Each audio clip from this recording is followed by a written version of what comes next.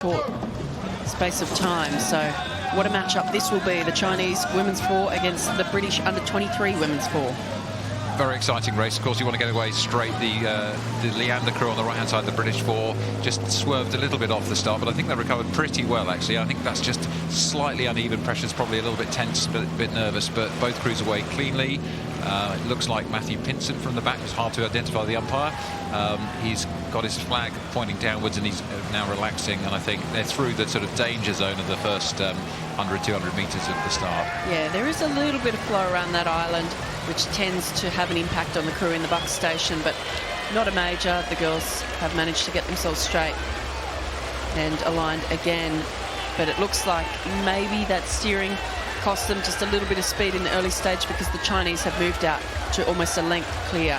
Yeah, I mean, the Chinese crew are the sort of senior national crew. They've got experience in the stern. Both women in the stern here raced in the Coxless 4 in the World Rowing Championships last year, coming 6th, and then in the bow pair they've got some under-23s, now 20 years old, both of the bow pair in the China crew. So they're the senior national squad crew from China and the rising talent from Britain nearest the camera. And this for winning bronze at World Cup 1 in Plovdiv, silver at World Cup 2 in Poznan. They were just beaten by the Danish. So certainly this year that Chinese crew have stepped on, those women coming from multiple boats and now combining to make a very successful four. They'll have the eyes on the prize, which is a medal at World Cup 3 next week in Rotterdam, and then of course the all-important World Championships and Olympic qualifications in Linz in September. Yeah, and we've got to think these, you know, Henley is a great bit of extra racing experience outside of the normal six-lane international regattas, and it's great to see the Chinese four here, as you say, raising the game through the first two World Cups, and they're using Henley to sharpen up that racing experience, and they're pretty performing as a pretty impressive unit, I'd say. Absolutely. We see here on screen the under-23 British four from Leander Club. They're just struggling with their steering a bit, heading back over to the correct station. That's Rachel Heap in the bow, Juliet Perry in 2, Charlotte Fennell in 3, and Olivia Caesar in the stroke seat. Still quite young. Olivia Caesar only 18 years of age, Charlotte Fennell 19. Juliet Perry, the relative I guess experienced rower in there at 22 years of age, and Rachel Heap only 20 years of age, so a young crew. They're a young crew, but I mean they've all got junior international experience, under 23 experience, and you know, they really are the next generation of talent coming through. Juliet at 2 rode for Oxford in the 2018 boat race, losing to Cambridge in that clean sweep that Cambridge managed to pull off in that year of all the men's, women's and lightweight races. But so they're rising talent, and having the chance to have a crack at the Chinese four that's been so successful, second, as you say, in the latest World Cup. That's a great opportunity for these women to show off what they can do and show the selectors their capability against top-class international competition from the senior squad. Absolutely. The Chinese now, I think they've just taken their rating down a couple of pips. They're starting to look pretty comfortable here, really just in a strong paddling pressure now at this point. Their rates down nice and low.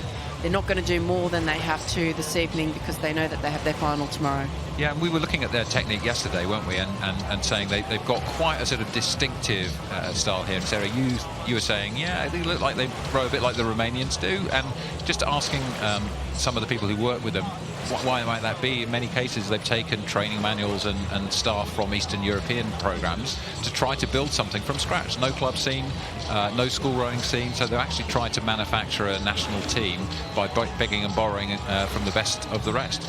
Yeah, and it's really interesting how the Chinese system is broken up. I visited there last year in December and went to 2 of the rowing provinces. So of the 50-odd provinces in China, there's 20 that row and 6 at a very high level, well-funded. And the couple that we went to, which were Guangzhou and Chengdu, amazing infrastructure, fully man-made courses, great training facilities, great equipment, a huge number of athletes. In one of those provinces, there was, I think, almost 400 athletes in the training centre alone. So well-resourced. The athletes, as you say, are professional. They come in when they're about 14 and they study and they row, and that's what they do. And they're fully funded to be there, so it's a great opportunity. And a lot of the athletes see the opportunity in being there and aspire to do well for their province. That's the #1 aim, is that these provinces really prize success at the national level and then trying to build, I guess, a national team from that system can be very challenging, and that's obviously what Sir Stephen Redgrave has been brought in to do, and now Paul Thompson as their head coach. And we can see that starting to come together, I think, with the success of particularly the women's rowing last year at the World Championships and this year on the World Cups and here at Henley. Well, Sarah, fascinating insight from you into how they're building a first-class national team, with their bare hands from the bottom up, and bringing in some of the world's top talent. Paul Thompson, you mentioned, one of the world's most successful women's coaches over the years, to Steve Redgrave, literally the legendary oarsman of rowing through the decades, 5 Olympics, 5 gold medals. So they really are building and building and building. And like in so many areas of the world, the Chinese are coming. And if they're going to come and arrive like this, really, really strong performance, super fast. Just hearing that they got the record to the barrier, 2 minutes and 4 seconds for women's coxless fours. This event's only been around for 3 years, but my God, last year we had super fast times, so that's a pretty impressive time for them. That's quite remarkable. I mean, this crew is very much paddling down the course. We have following conditions here. It is certainly a tail breeze, but not what you'd say would be exceptionally fast conditions, particularly not when you compare to finals day last year. So that is extraordinary to have set a new record to the barrier in the Town Challenge Cup. Absolutely. I mean, last year I think we were sort of 34, 35 degrees, super warm. The warm water helps the boat speed. We had a fairly consistent, steady tailwind. Today we've got a little bit more roll on the water. The winds are a little bit more swirly, so it's very, very impressive. And I think, making the choice to come here to Henley. So Steve Redgrave is the chairman of the regatta, brings the Chinese system and the best of traditional British rowing, 180th year of the regatta here. So combining the new with the old and giving them a chance to shine on the Henley stage has been something of a new step for the Chinese, and it looks like it's paying off. It's going to be very exciting to see them in the final tomorrow.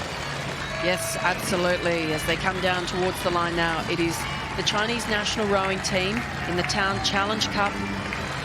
Very impressive row, a new record to the barrier. We will hear soon if there have been any other records set down the track, but certainly a new record to the barrier. And coming in second, the only other option is the club from Leander, from the under-23 British development squad. Yeah, and all credit to them. Now we know the speed of the Chinese. That's a pretty fast performance, I think, probably from the Leander under-23 development four as well. So well done to them. We see there the final result in the Town Challenge Cup, the Chinese national rowing team defeating Leander Club.